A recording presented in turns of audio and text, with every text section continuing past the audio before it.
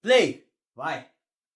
O menino que encantou o Brasil cresceu sob os holofotes, aplaudido por milhões, com o mundo a seus pés. E um abismo crescendo dentro do peito. Atrás das câmeras, a vida parecia outra. Noites sem sentido. E um vazio que nem a fama nem o dinheiro conseguiam preencher. Ele já foi chamado de promessa, mas passou a ser visto como caso perdido. Até que veio o fundo do poço, e com ele, algo inesperado. No momento mais escuro, ele foi encontrado, não por uma pessoa, mas por algo maior, algo que mudaria tudo. Porque mesmo depois do reencontro, a vida não ficou mais fácil. Pelo contrário, foi aí que as provas realmente começaram, mas também os milagres. O Yudi que o Brasil conhecia ficou no passado. O homem que conta essa história hoje é outro. Esse não é um relato qualquer. É uma história real, forte, dolorosa e transformadora. Você vai ouvir agora o testemunho de Yudi Tamashiro.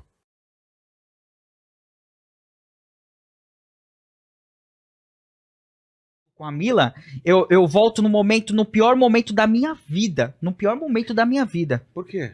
Porque assim, eu separei da Mila, fui vivendo essa loucura toda, tive um encontro com o Senhor e ele começa a mudar a minha vida. E minha vida faz o quê, ó? Eu começo a subir. Foi indo, recuperei tudo que eu tinha perdido. A dignidade, comecei... Vilela, as pessoas não precisavam falar. Não precisavam falar. Eu entrava nos eventos, eu entrava nas emissoras, as pessoas olhavam pra mim assim e falavam... Não precisava falar, mano. Eu via no olhar das pessoas olhando, falando assim, esse menino é um talento desperdiçado, meu. Sério? Esse menino é um talento... Ele teve tudo.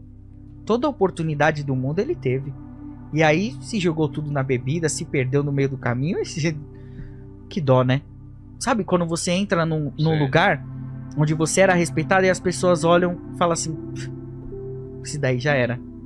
Mas quando eu aceitei Cristo, tudo foi diferente. Ele começou a me levar novamente nesses lugares, aí já era diferente. Eles não olhavam mais pra mim como um talento desperdiçado. Eles me olhavam como uma promessa. Isso não saía da boca deles. Mas uma promessa pode vir, na opinião deles, é uma promessa. Mas eu enxergo como um instrumento de Deus. E não tem coisa mais valiosa do que você ser um instrumento de Deus. E aí eu começo a ir nesses lugares e recuperar novamente a minha autoridade nesses lugares. Aí foi subindo. Mas quando eu fui subindo, eu recuperei dinheiro, paguei todas as minhas dívidas, recuperei o olhar dos meus pais me olhando com respeito dentro de casa. Só que aí eu também comecei a falar assim, eu preciso trabalhar. E eu esqueci de trabalhar para Deus. Eu esqueci de fazer a obra, sabe? Isso é muito forte, Vilela. Porque quem me entregou a segunda chance de ter essa visibilidade, quem entregou a segunda chance pra ela, quem entregou a segunda chance pra você foi Deus, mano. Só Ele sabe o que nós passamos, mano. Só Ele sabe o quanto a gente tá aqui vivendo e tal. Mas aí o Senhor perguntava pra mim, e o meu trabalho? Eu te dei toda essa história pra você compartilhar isso com outras pessoas, para que mais vidas sejam salvas através do evangelho.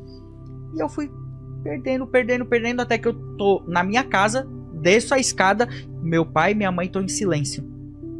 Aí o meu pai fala, senta aí, filho. A sua mãe quer falar algo pra você. Aí minha mãe vira e fala assim, filho, fica calmo, vai dar tudo certo, mas a mãe tá com câncer. Caramba. Aí, Vilela, mano, você recuperou tudo que você pediu pra Deus e tal. Mas aí eu só falei assim, ó, é isso? É isso. Peguei, fui pro meu quarto e comecei a chorar, mano. Chorando, falando, Senhor, caramba, Senhor, agora eu tô fazendo tudo que o Senhor tá falando. Eu sou um bom homem agora. A minha visão eu sou um bom homem. Entende? Eu tô fazendo tudo certo aqui. Por que você vai mandar um câncer na minha mãe agora? E eu não tive resposta. Mas assim, eu continuei crendo. E aí foi quando eu despertei. Caramba, eu sei que agora todo o dinheiro que eu tenho não vai ser o suficiente pra ter um milagre na minha vida. Mas o Senhor pode fazer um milagre na vida da minha mãe, sabe? Aí eu falei assim, eu vou fazer uma agenda. E comecei a rodar o Brasil, fazendo agenda e contando o meu testemunho. No final do testemunho eu falava assim, A minha mãe tá com câncer, gente. Eu não publiquei, mas vocês são os primeiros. Ó, minha mãe tá com câncer. Eu peço oração da igreja pela minha mãe. E aí eu comecei... Ai, Yudi, você tá falando isso, mas tem pessoas que estão ali e querem o seu mal também. Eu falei, ô meu irmão, o sangue que foi derramado sobre a minha cabeça me protege todos os dias. Eu sei que a oração, ao contrário daquilo que meu coração tá pedindo, ela vai bater e vai voltar pra pessoa. Mas uma oração de um justo, ele sobe e volta em forma de bênção, né? E ali foi. Até que chegou a pandemia, Vilela. Na pandemia, e aí eu descobri, nível 3, grau 3 do câncer da minha mãe, a gente tinha que fazer cirurgia. Só que na pandemia, todos os hospitais estavam dando atenção pro Covid. Claro. Só o Covid. E aí eu falei assim, meu Deus, eu preciso fazer cirurgia. Eu fui em vários hospitais. Não dá pra fazer agora, não dá pra fazer agora, não dá pra fazer agora. E aí eu fiz uma célula fechada durante a pandemia e não podia fazer. Mas o Senhor tocou meu coração, vou fazer. Eu fiz. Nessa célula, quando eu acabei de pregar, eu falei assim, gente, eu quero uma oração pela minha mãe, porque minha mãe tá com câncer e a gente tem que fazer cirurgia, a gente não tem um hospital. E aí um cara que tava ali na célula, ele se levantou e falou assim, eu sou dono de hospital e eu vou fazer a cirurgia da sua mãe. Eu vou abrir uma ala só pra fazer a cirurgia da sua mãe.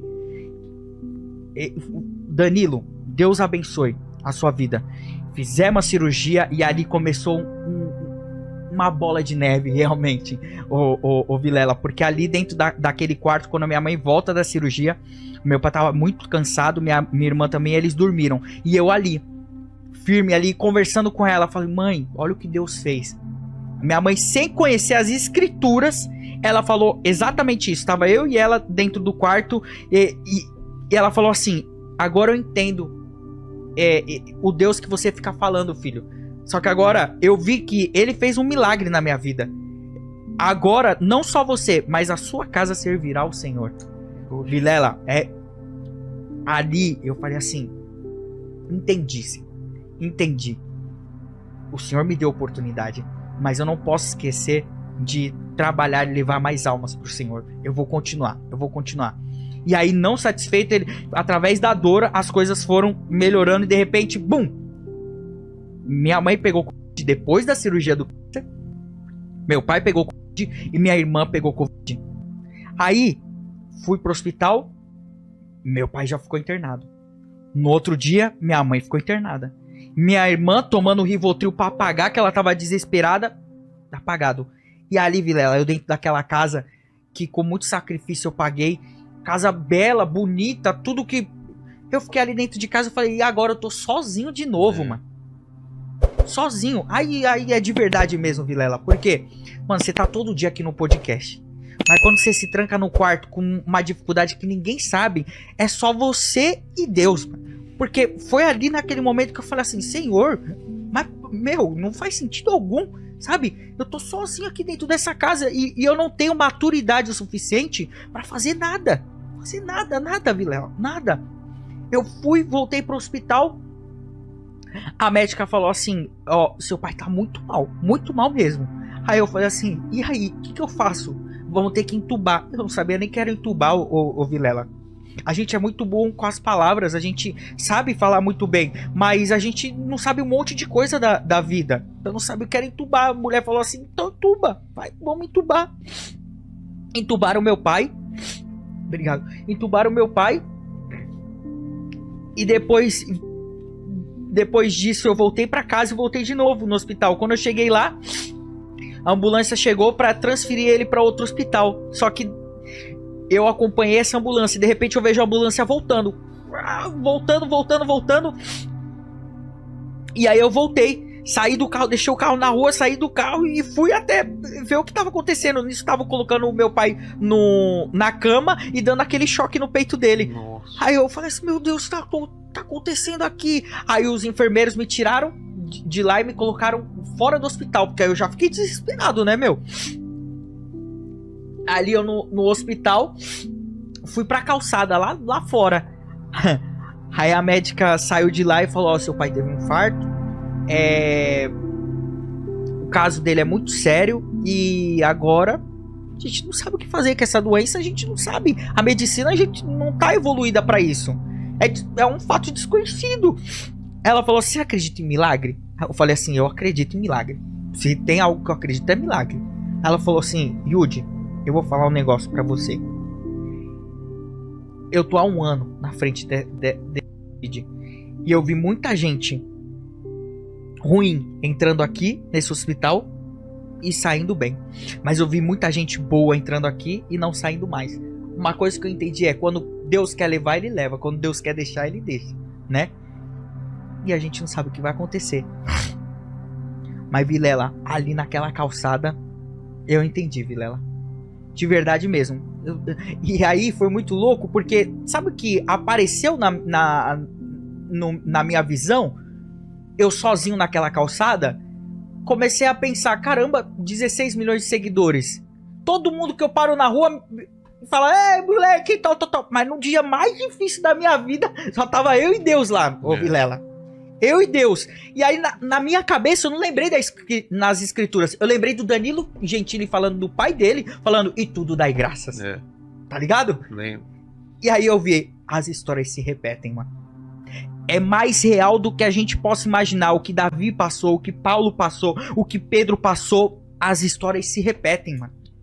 E a gente tá aqui, tá falando e tal. Talvez as pessoas olhem e falem assim, pô, mas o moleque teve tudo, tem tudo e tal. Mas, meu irmão, um pai e uma mãe são insubstituíveis, mano. Olha isso, são insubstituíveis, mano.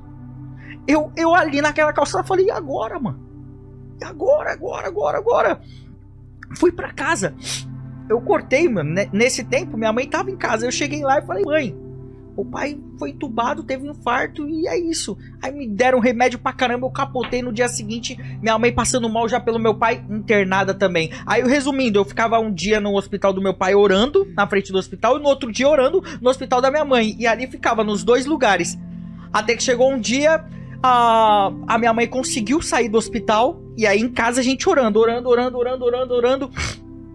Dia de manhã, eu tive uma visão que meu pai estava sendo batizado nas águas e foi isso. Isso foi de manhã. Quando chegou a tarde, a minha prima que estava em casa, ela saiu correndo com o celular, foi lá pra fora e aí eu fui correndo atrás. E nisso ela já estava chorando no telefone. E eu só falei assim, é isso mesmo? É isso mesmo? Aí a minha prima falou, é isso. Minha irmã já veio desesperada e fazendo assim, ó, com a mão. Tremendo, fazendo que tava tremendo. Eu só dei um tapa na mão dela, ô Vilela. Minha irmã teve muito problema com depressão, síndrome do pânico. Eu falei assim, ó, a partir de hoje, você é mulher. Você não é mais menina. Porque eu preciso de você, você precisa de mim e a nossa mãe precisa da gente, né? Essa daqui é a realidade, mano. Isso daqui que a gente tá falando é a vida. É a vida. Eu falei, você vai engolir o seu choro, você vai conversar com a mãe como se nada tivesse acontecendo. Eu vou até o hospital reconhecer o corpo do pai e eu volto. E aí eu conto pra mãe o que aconteceu. E ela falou, tá bom. E a minha irmã foi forte, mano. Forte. Ela engoliu o choro e ficou a tarde inteira conversando com a minha mãe como se nada tivesse acontecido. Quando eu chego no hospital, Vilela, quem que vai reconhecer o corpo? Ah, sou eu. Você é o quê? Filho. Tá. Aí coloca aquela roupa e tal. Falou assim, ó, tá lá dentro. Tá dentro daquele quarto ali. Aí eu achando que meu pai tava em cima do colchão, da cama e tal. Quando eu chego e fecho a porta, eu vejo um saco preto. Aí eu falo, Vilela, aí, mano. Aí realmente o bagulho esquece. Eu só abri ali o saco, falei assim, ó. A vida é isso daí, né, mano? A vida é isso, mano. Meu pai tá aqui. Aí eu abracei o meu pai e falei. Aí eu entendi, né, Vilela? Eu entendi. Nós não somos um corpo vivendo dentro de um espírito. Nós somos um espírito vivendo dentro de um corpo. E um dia esse espírito ele vai ter que voltar, Vilela. Ele vai ter que voltar. Meu pai voltou, mano. Voltou, assim como um dia eu vou voltar, um dia você vai voltar, a Mila vai voltar, todo mundo que tá assistindo vai voltar. Mas como dói, Vilela? Como dói, mano. Eu abracei, eu entendi. Sabe quando você... Essa é a grande diferença, mano. Por isso que dentro da minha cultura japonesa, os homens mais sábios e respeitados são aqueles que têm mais idade. porque ele já passa por muita coisa. Você pode ser um grande teólogo, você pode estudar, você pode decorar a Bíblia inteira, mas se você não viveu a Bíblia, você não entendeu a Bíblia, mano.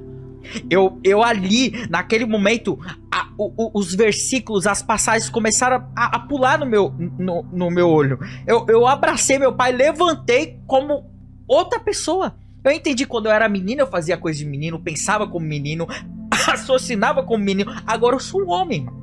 Eu sou um homem. Eu saí, abri a porta, tinha montanha, lá em Santana de Parnaíba. Uma montanha assim, eu falei, de onde veio o meu socorro? Meu socorro vem de lá, mano. Vem de lá. Quando eu olho pra trás, tava o hospital inteiro, os enfermeiros que também estavam na luta, mano. E tirar o chapéu pros enfermeiros, pros médicos, não voltavam pra casa, mano.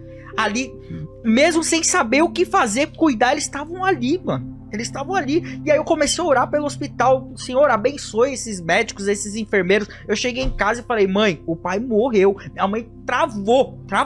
Aí meu peito assim, ó, Vilela, apertou de um jeito. E aí eu fui e dei um tapa na minha mãe e falei assim, ó, eu preciso da senhora. Eu não sou pai. Eu não sei cuidar dos meus filhos. Mas a senhora vai me ajudar a cuidar dos meus filhos.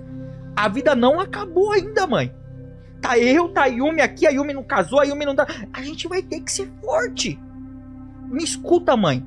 A minha mãe teve um... É isso, essa é a realidade. É isso daqui, a gente não tem como fugir mais. A morte tá aí, não é o fim, é o começo de uma vida eterna. Mas enquanto a gente tá aqui, a gente vai ter que continuar caminhando. A minha mãe foi forte.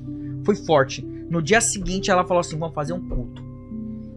Fizemos uma live, um culto dentro da nossa casa, agradecendo a Deus por nos dar forças, até mesmo por essa dificuldade.